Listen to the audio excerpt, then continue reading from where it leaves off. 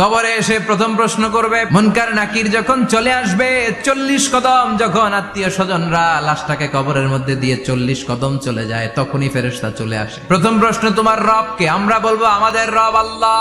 দ্বিতীয় প্রশ্ন ওমা দীনু, তোমার ধর্মের নাম কি? আমরা কি বলবো?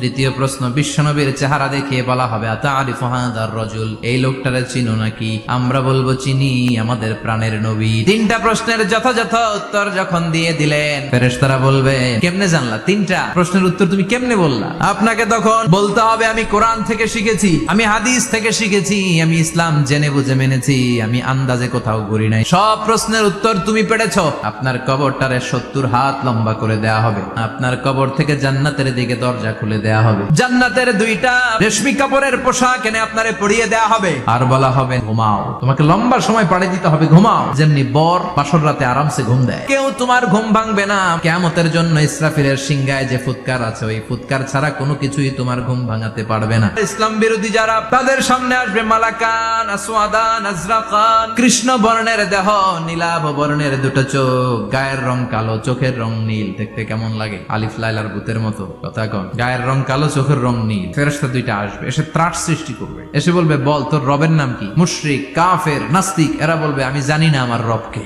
আহা, শেষ, সব শেষ।